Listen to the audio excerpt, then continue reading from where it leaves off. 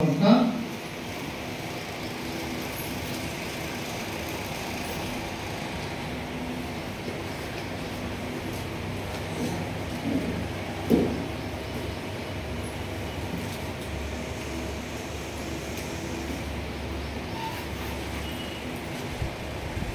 అధ్యాయము 27 నుంచి 32 వరకు చదువుకుంటాం. అందరం చదువుదాం.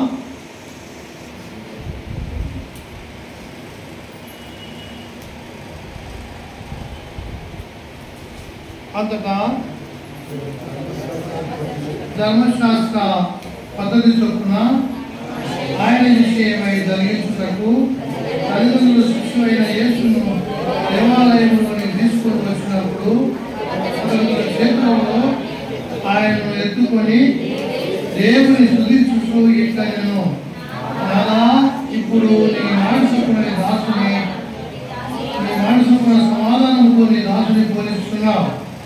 అన్ని దేవులకు నిన్ను బయలుపరుచుటకు వెలుగుగాను, నీ ప్రజలకి ఇశ్రాయేలుకు మహిమగాను, నీకు సకల ప్రజలను సిద్ధపరిచిన నీ రక్షణ నేను కనులారా చూసుకుని. ప్రభు సాయం కోరి ప్రార్థించుకుంటాం.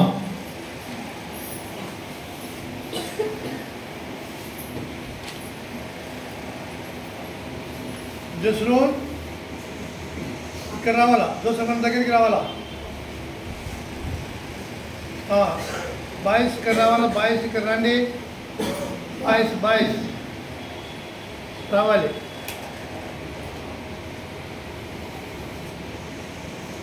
మమ్మీ దగ్గర కూర్చోకూడదు, ఇక్కడ వచ్చి కూర్చోాలి. ప్రేమగల తండ్రి, పరిశుద్ధమైన దేవ, ఘనమైన ప్రభువ, గొప్ప రాజా, నీకే కృతజ్ఞతాస్తుతులు స్తోత్రాలు. మా దగ్గర తండ్రి, పరిశుద్ధమైన దేవ, నీతిమంతుడకు దేవ, నీతిశూరుడకు దేవ, కరుణా సంపన్నుడు ప్రభువు, అంతరంగములు కరుణతో నిండినవాడ, నీకే స్తుతులు స్తోత్రాలు. మా తండ్రి, మీ అపారమైన కృపను బట్టి నేను ఈ యొక్క ఏర్పరిచిన పరిశుద్ధ దినములో, నా తండ్రి ఆదివారం దినంలో మేము కూడుకున్నట్టు దయ చూపించినారు. గత 5 నెలలు ఎంతో ప్రేమతో కాపాడుకుంటూ వచ్చినారు. నేను మీ కటాక్షములు ఆవేదించి తండ్రి మమ్మల్ని కాపాడుకుంటూ వచ్చిన అపారమైన ప్రేమను బట్టి స్తుతిస్తా ఉన్నా. మరి 6వ మాసం మొదటి దినమున మొదటి ఆదివారంలో ప్రభా మరి మీ పరిశుద్ధ సన్నిధిలో మేము సజీవులకు కృతజ్ఞతాస్తుతులు స్తోత్రాలు. రైతుని సమయం ముందు మీ నామం బట్టి, మీ ప్రేమను బట్టి, మీ యొక్క దయగల శక్తి గల నామందు మీ దాసుని బలపరుచుము. మీ మాటలు పలుకుల కొరకై మీ పరిశుద్ధాత్మోషములో ఉంచుము. నా ప్రభువా, ఆత్మోషునిగా ఆత్మపూర్ణిగా చేయము. మీ పరిశుద్ధాత్మ యొక్క అభిషేకం దయచేయము. ఈ మాటలు ఎదురు ఉంచుము. నీ దాసుని నోట నీ మాటలు పలికించు, మీ ఆత్మ ద్వారా పలికించు. తండ్రి, వారి పరిశుద్ధాత్మతో నిండుకున్న వారై ఇట్లని పలికి అట్లు పలుకుటకు కరుణించు. తండ్రి, మరి నీ వాక్యములో పలుకుటకు నేనే పనివాడను, ఎంతటి వాడనయ్యా. అనంతమైన వాక్యము, ఈ వాక్యము భూమి ఆకాశంలో కలగజేసిన సర్వశక్తి గల సర్వాధికారం గల వాక్యములు ప్రభు. మానవుడు పలకలేడుదని వివరించలేడు. అయితే మీ ఆత్మ ద్వారా ఈ దేశాన్ని బట్టి వాడుకొని వేరే పలికిస్తున్నాను, ప్రార్థన చేస్తున్నాను. అమ్మదైన దేవుడు, ఘనమైన దేవుడు, అవును తండ్రి, నీ ఎదుట యోగ్యుడు గాను, సిగ్గుపడాలని పనివారి గాను, సత్యవాక్యం సరిగా ఉపదేశించేవారిగా మీరే కనికరించి ఈ వాక్యం శుభ్రని మాట శుభ్రని నడిపిస్తున్నాను. నిశ్చితంలో వ్యాఖ్యలో వచ్చి బలపరిచి, మీ బాహుబలపరుషుల బలపరిచి, మీ పరిశుద్ధ శివులకు ప్రోక్షించి శిశువు శాస్త్రం అడుగుపరుచున్నాను. అనంతమైన ప్రభుత్వం వాడుకుంటాను. నీ స్వాధీనంకు మీ పరిశుద్ధాత్మకు అప్పచెప్తుంది. ప్రభువా, ఈ బాధ దగ్గర విజయం పడేసుకుంటుంది. సర్వ కృపాని దగ్గర నా ప్రియరక్షకుడు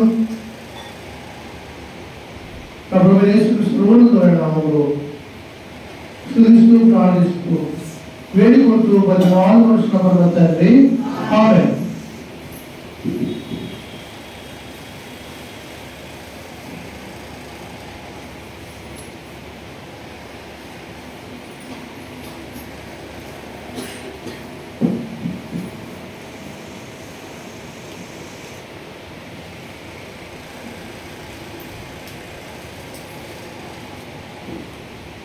అన్యజనులకు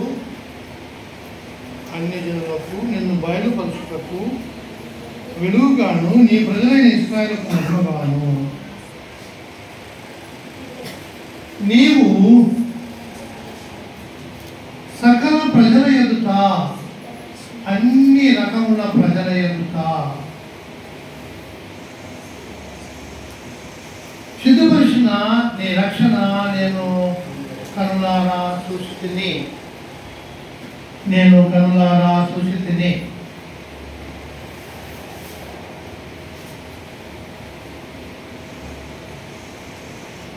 ఈయన ఈ మాటలు పలికిన షిమియోను. చదవండి, ఏం పేరు? చదవండి.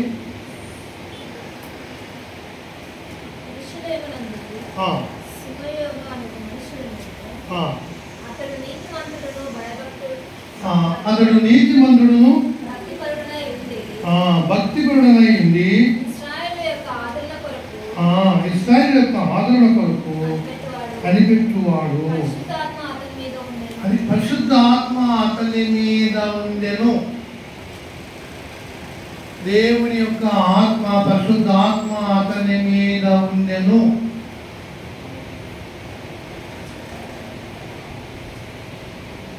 లూకా సువార్తలో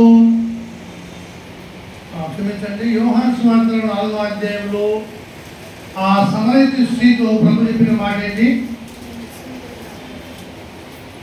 నీ దేవుడైన ప్రభువు ఏం చేయాలా? దేవుడైన ప్రభు దేవుడు ఆత్మ కనుక ఆత్మతో సత్యముతో ఆరాధించవలెను.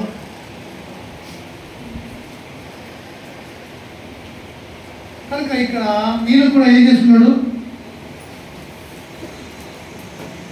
అతని మీద ఏముంది? పరిశుద్ధాత్మ ఉండెను, ప్రభు ఉన్నాడు. కనుక ఆరాధించే వారము దేవుని ఆత్మ కలిగిన ఆరాధన చేయాలి. ఏదో మనము నేర్చుకున్నట్లు శరీర సంబంధమైన పద్ధతిలో లేక శరీరము మన కొంతమంది నేర్చుకుంటారు బాగా, కొంతమంది చాలా తెలివితేటలు ఉంటాయి, బాగా నేర్చుకుంటారు. అటు కాదు, దేవుని యొక్క ఆత్మతో సత్యముతో ఆరాధించాలి. అంటే మనం ప్రభువు యొక్క ఆత్మ కలిగిన వారముగా ప్రభు సన్నిధిలో చేసే ఆరాధన కొద్ది నిమిషములే కనుక దేవుని ఆత్మతోనూ సత్యముతో. అంటే ఈ దినము ఏ వాక్యము మనకు వినబడిందో వాక్యమే కదా సత్యము. కనుక వాక్యాన్ని బట్టి ఆరాధించాలి.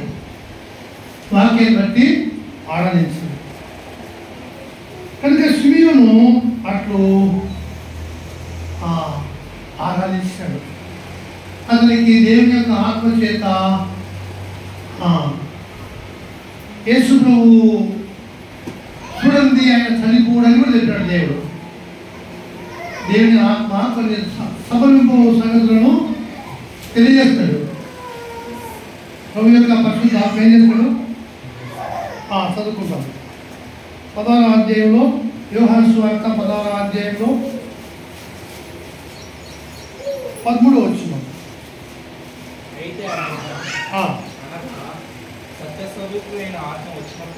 సత్యస్వరూపి అయిన ఆత్మ వచ్చినప్పుడు మిమ్మును సర్వ సత్యములోనికి నడిపించును.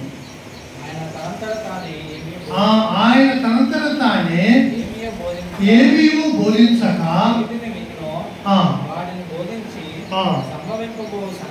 సంభవింపబో సంగతులను. కనుక దేవుని ఆత్మ అట్లు నడిపించుట ఎవరిని? షిమియోనును దేవుని ఆత్మ నడిపిస్తుంది కనుక అతడు దేవుని స్తుతిస్తూ పలికినాడు, దేవుని ఆరాధిస్తున్నాడు.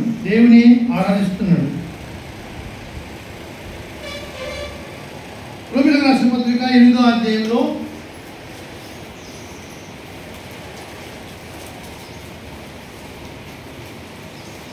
13వ వచనం అనుకుంటా, చదవండి.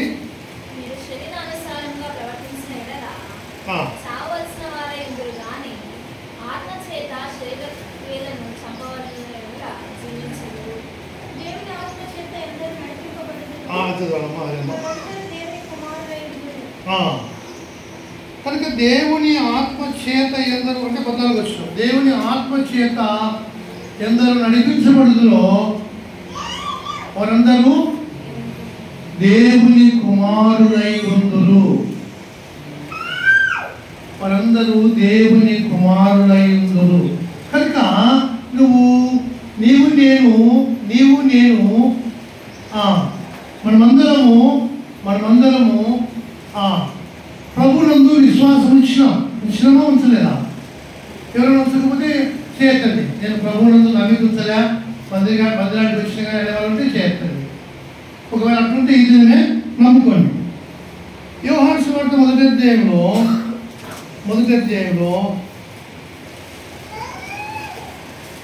12వ వచనంలో తన్ను ఎందరు అంగీకరించుదురో అనగా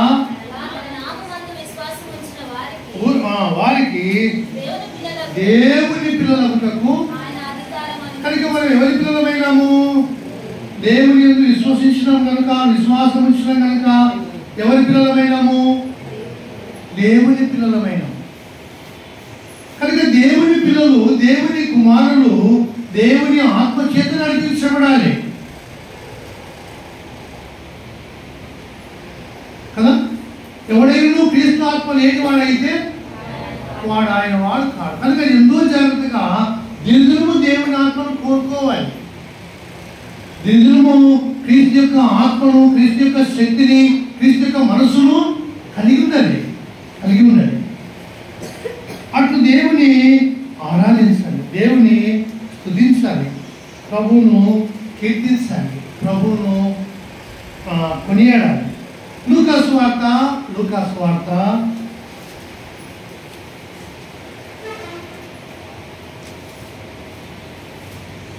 1వ అధ్యాయము 14, 15, 16 కలిపిన చూడండి.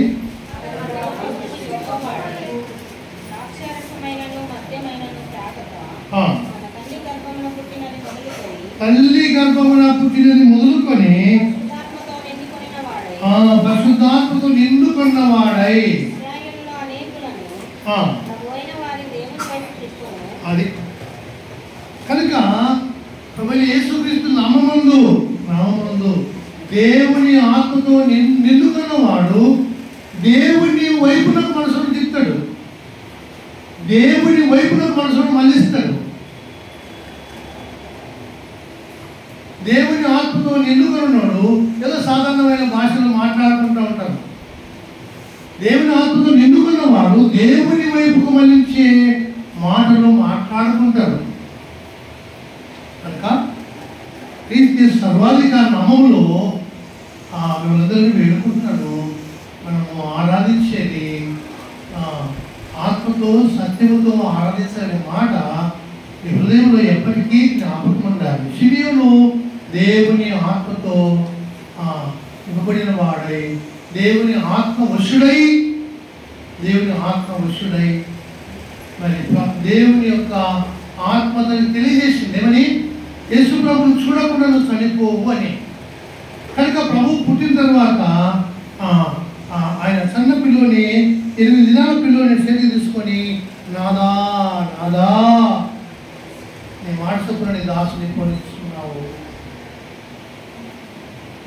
కనుక ఆయన జనులకు బయలుపరచుటకు నిన్ను విలువగాను, నీ ప్రజలైన ఇశ్రాయేలుకు మహిమగాను, నీవు సకల ప్రజల ఎదుట సిద్ధపరచిన నీ రక్షణ నేను కనులారా చూసి తిని.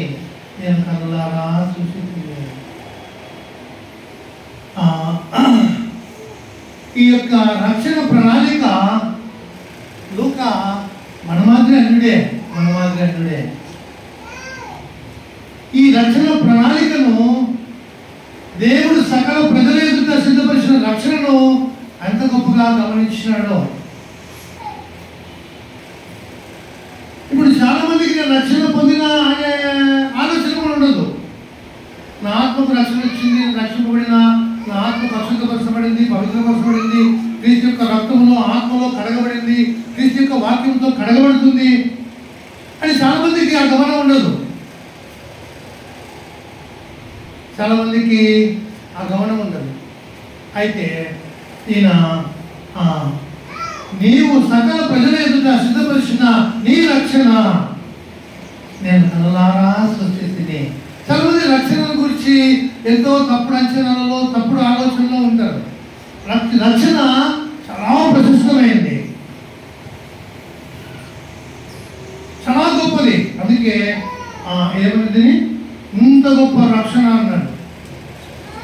అంటే దానికి ఇంత గొప్ప అంటే ఎంత గొప్పదో అంత గొప్పదండి. ఎందుకంటే ఆ రక్షణ యుగ యుగములు దేవుని ఎదుట నేను నిలబెడతాను. యుగ యుగములు దేవుని సన్నిధానంలో నేను ఇస్తుంది. కనుక కొంతమంది వాయిదాలు వేసుకుంటారు. నేను రక్షణ మళ్ళీ వందొచ్చులే అప్పుడేమిలే తరంగా తొందరేముందిలే ఇంకేమిలే అదేమిలే ఇదేమిలే వాయిదాలు వేసుకుంటుంటారు. అది కాదు. దానికి పౌలు అంటాడు ఇదే అనుకూల సమయము, నేనే రక్షణ దినము, ఇదే ఇదే ఇదే ఈ దినమే కనుక ఈ దినమే రక్షణ కోరుకోవాలి. మానవుడు రక్షణ పొందడంలో ఈ దినమే కోరుకోవాలి. రక్షణ పొందినవాడు తాను పొందిన రక్షణలో ఎదుగు నిమిత్తము జ్ఞానం కలిగి ఉంటాడు. నేను రక్షణలో ఎదగాలి. ఎదుగుదల రక్షణ పొందిన వారికి ఎదుగుదల. ఎట్లా ఎదుగుతాడంటే ఆ వ్యక్తి వాక్యమును పాలను. ఒక పిల్లోడు సన్న పిల్లోడు పాల కోసం ఏడుస్తాడు. వాడు వెండి బంగారం కోసం ఏడుస్తాడు. లేదంటే మంచి మటన్ పెట్టి బిర్యానీ పెట్టమని ఏడుస్తాడు. దానికోసం ఏడవాడు. మంచి బట్టలు కొని దానికోసం ఏడవాడు. సెలు కావాలా దానికోసం ఏడవాడు. వాక్యం కావాలని ఏడుస్తాడు. అంతే. విశ్వాసి నిర్మలమైన మనసాక్షితో ప్రభువును సేవించేవాడు వాక్యం కావాలని కోరుకుంటాడు.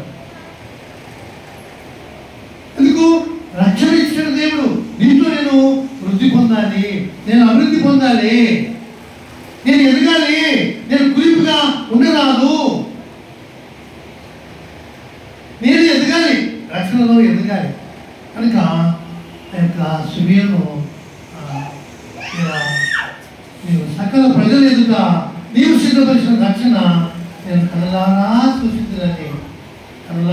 చూసినాడని మరి ఆయన దేవుని స్తుతిస్తున్నాడు. కనుక రక్షణ పొందిన నీవు దేవుని ఎంతగా స్తుతించాలి. రక్షించబడిన నీవు దేవుని ఎంతగా గణపరచాలి. కనుక మనము చాలా మంది ఆలోచిస్తాం సకల ప్రజలకు రక్షణ కావాలని ఆలోచించారు. కొంతమంది కొన్ని కులాలకే యేసుప్రభుని కేటాయించుకుంటారు. కొంతమంది ఒక కులానికి కాదు రక్షణ, సకల ప్రజల ఎదుట. యేసు పుట్టినప్పుడు దేవతలు ఆ పరలోక సైన్య సమూహం ఏమని పలికినారు?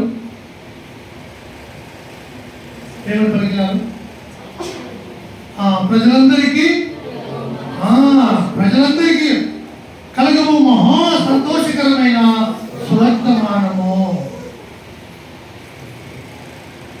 కనుక దావీదు పట్టణం ముందు నేడు రక్షకుడు మీ వరకు పుట్టినాడు, మిమ్మల్ని రక్షించేవాడు పుట్టినాడు, నేను రక్షించడానికి వచ్చినాడు, నువ్వు ఆయన చేత రక్షించబడు. ప్రభా నాకు రక్షణ దయచేయని అడుగు, ఆయన నీకు రక్షణ ఇస్తాడు. అదే ముందు నీ పాపములను ఒప్పుకో. ఆయన దేవుడు ఏంటి?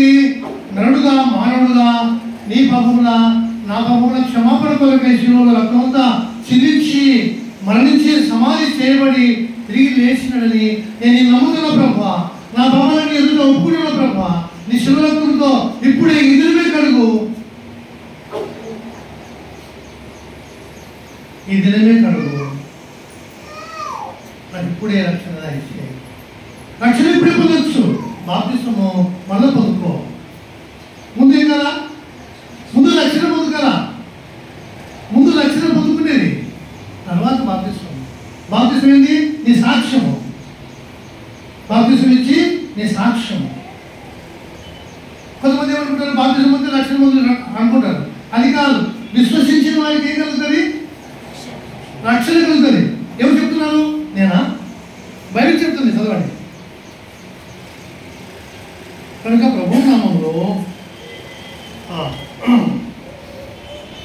రోమీయులకు రాసిన పత్రిక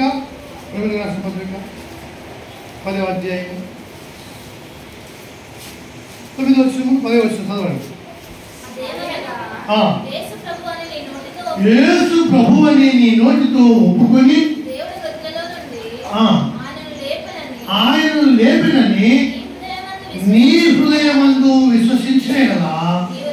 అది నీ హృదయంలో విశ్వసిస్తే ఏమని? యేసు ప్రభు దేవుడు, ఆయన నా కొరకు నరుడుగా మానవుడుగా వచ్చినాడు, నా పాపముల క్షమాపణ కొరకై శిలువలో రక్తము చిందించుటకై వచ్చినాడు, శిలువలో రక్తముతో చిందించినాడు, మరణించినాడు, సమాధి చేయబడినాడు, తిరిగి లేచినాడు నమ్మితే నీకు రక్షణ వస్తుంది.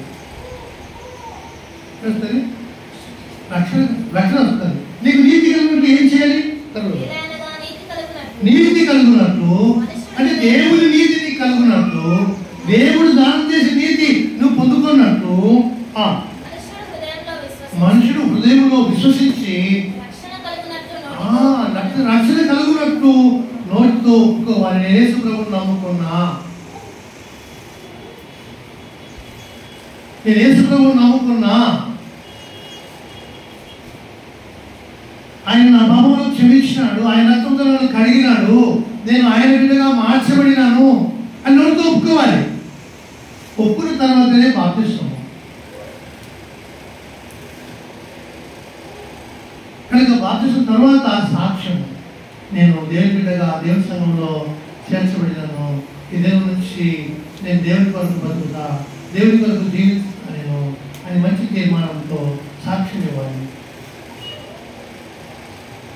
కనుక ఈ యొక్క రక్షణ ప్రణాళిక లూకా ఎంత గొప్పగా గమనించాడో మనం ఆలోచించాలి.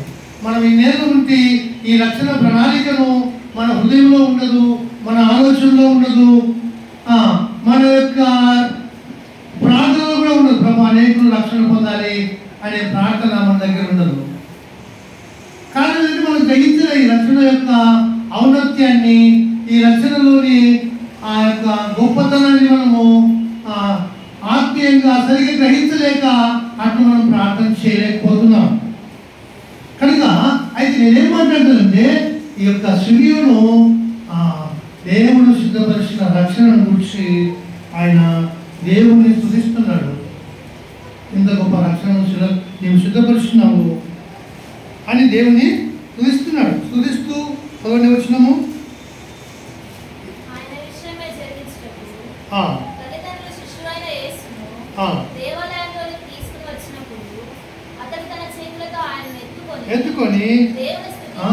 ఎత్తుకొని స్తుతిస్తూ మనకి చెప్తున్నాడు ఈ మాటలు. ఎందుకు స్తుతిస్తున్నాడు అంటే ఎందుకొరకే స్తుతిస్తున్నాడు. కనుక అన్ని జనులకు నిన్ను బయలుపరచుటకు వెలుగుగాను, అన్ని జనులు మనకు వెలుగు కదా. ఇది ఎప్పుడు చెప్పినాడు? యెషయా గ్రంథంలో చాలా విషయాలు చెప్తున్నారు. యెషయా గ్రంథంలో చదువుదాం. 42వ అధ్యాయంలో చదువుదాం.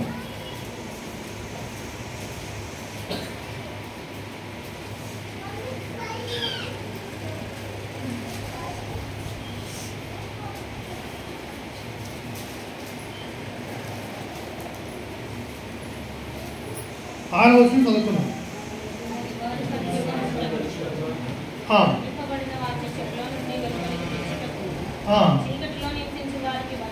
చీకటిలో నివసించు వారిని బందీగృహంలో నుండి వెలుపలించుటకును యెహోవానకు నేనే నీతి విషయంలో నిన్ను పిలిచి నీ చేయి పట్టుకున్నాను, నిన్ను కాపాడి ప్రజల కొరకు నిబంధనగాను అన్యులకు వెలుగుగా నేను నియమించి ఉన్నాను. కనుక అన్యులకు వెలుగుగా అన్యులమైన మనకు ఈ భారతదేశంలో ఇక్కడ కింద అదే అదే అదే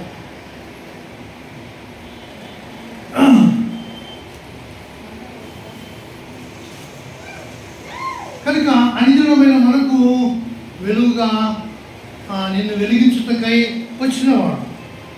యోహాను సువార్త 1వ అధ్యాయంలో కనుక అన్యజనులమైన మనకు వెలుగు లేని మనకు, చీకట్లో ఉన్న మనకు, చీకట్లోను మరణ ఛాయలోను కూర్చున్న మనకు వెలుగిచ్చుటకై వచ్చినాడు.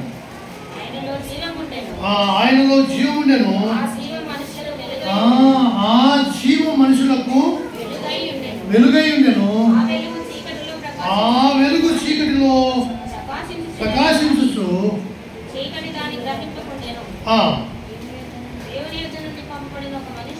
అది కాదు, కొంచెం ముందు ప్రతి వాణి వెలిగించు అచ్చడు.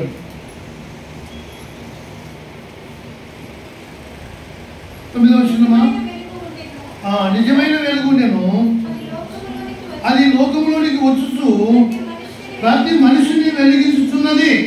కనుక ప్రతి మనిషిని, యూదులని కాదు, గ్రీసు దేశస్తులు కాదు, అన్యులని కాదు, అందరినీ, అన్ని దేశముల వారిని, అన్ని రకాల ప్రజలను, సకల ప్రజలను వెలుగు తెచ్చుటకాయ, చీకట్ల నుండి వెలుగులోనికి తెచ్చుటకాయ, ఆశ్చర్యకరమైన తన వెలుగులోనికి తెచ్చుటకాయ, ఆశ్చర్యకరమైన ఆ గొప్ప రక్షణ నీకు ఇచ్చుటకాయ. కనుక నిన్ను వెలిగించుటకై వచ్చినవాడు. నేను చీకట్లో ఉన్నాను, అంధకారములో ఉన్నాను, రకరకాల వ్యసనములతో వాటికి బానిసై ఉన్నవాడు, ఏమైనా జీవితం జీవించేవాడు. ఏమైనా జీవితం జీవించకపోయినా మానవుడు పుట్టుకతోనే పాపి కనుక పాపాంధకారంలో ఉన్నవాడు. అటువంటి వారిని వెలిగించుటకాయ. అపొస్తలుల కార్యములు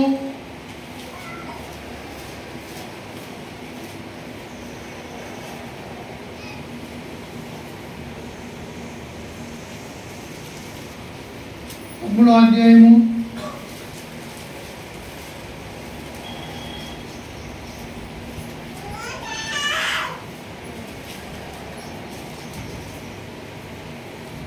46, 47, 48 చదువుకున్నాం. అప్పుడు పౌలును బర్నబాయును ధైర్యముగా ఇత్తనిది, దేవుని వాక్యం మొదట మీకు చెప్పుట అవశ్యమే, అయినను మీరు త్రోసివేసి మిమ్మును మీరే. కనుక వాక్యమును త్రోసివేసి, వాక్యము జ్ఞాపకం చేసుకోకుండా, వాక్యానికి లోబడకుండా ఉంటే ఆ మనుషుడు ఏమైతున్నాడు? అపవిత్రులవుతున్నాడు, అపవిత్రులైపోతున్నారు. కనుక ప్రభు నామములో పౌలు బర్నబా చెప్తున్నారు, ఓ యూదులారా, మీరు మమ్మల్ని వద్దనుకొని ఈ విధంగా మీ నాశనానికి మీరే పాత్రులుగా చేసుకుంటున్నారు, మేము కాదు కదా. మమ్మల్ని త్రోసివేసి మీరే నిత్య జీవులకు అపాత్రుడుగా ఎంచుకొనిస్తున్నారు. కనుక ఇదిగో మేము అన్యజనులకు వెలుస్తున్నాము. ఏలయనగా భూదిగంధముల వరకు రక్షణార్థముగా ఉన్నట్లు నిన్ను అన్యజనులకు వెలుగుగా నియమించి ఉన్నానని ప్రభు మాకు ఆజ్ఞాపించేది కదా. ఎవరికి? అన్యజనులమైన మనకు. లేకపోతే మనకు రక్షణ రాదు. మనం అపాత్రులంగా, నిత్య జీవానికి అపాత్రులంగా, నరకానికి పాత్రులంగా పోయేవారు. కనుక భూదిగంధముల వరకు రక్షణార్థముగా ప్రభు వచ్చినాడు. చాలా మంది రక్షణ నిర్లక్ష్యం చేస్తున్నారు, రక్షణ పొందడానికి వాయిదా వేసుకుంటున్నారు. అట్లా వేసుకున్నారా? కనుక రక్షణ పొందిన నీవు దేవుని స్తుతించే గొప్ప దేవుని బిడ్డగా సుమీయుడు వలె దేవుని ఆత్మవశమై ఉంది, దేవుని యొక్క ఆత్మతో సత్యంతో ఆనందించే వారంగా ఉన్నది. కనుక ఈ మాట విని కదా మనకు సంతోషం లేదు. అబ్బా నిజంగా అన్యజనులు మాకు రక్షణ వచ్చిందని మనకు సంతోషం లేదు. ఆనాటి కాలంలో వాళ్ళు సంతోషించినారు. చదువుకున్నావా? అన్యజనులు ఆ మాటలు విని సంతోషించి దేవుని వాక్యమును మహిమపరిచిరి, విశ్వసించిరి. నిత్య జీవమునకు నిర్ణయించబడిన వారు విశ్వసించి. కనుక ఈ మాట అన్యజనులమైన మనకు ఈ వాక్యములు, ఈ గ్రంథంలోని మాటలు ఎంతో సంతోషకరంగా ఉన్నాయి, ఎంతో సంతోషం ఇవ్వాలి. బిడ్డలారా, దేవుని బిడ్డలారా, దేవుని పిల్లలారా, మరి దేవుని కుమారులంగా, దేవుని పిల్లలంగా మనం చేర్చబడినాం, దేవుని సంఘంలో చేర్చబడినాం. దేవుని కుమారుడుగా ఉండాలని ఎప్పుడు తలంచాడు దేవుడు? జగత్ పునాది వేయబడకుండా క్రీస్తులో మనల్ని ఏర్పరచుకోలేము.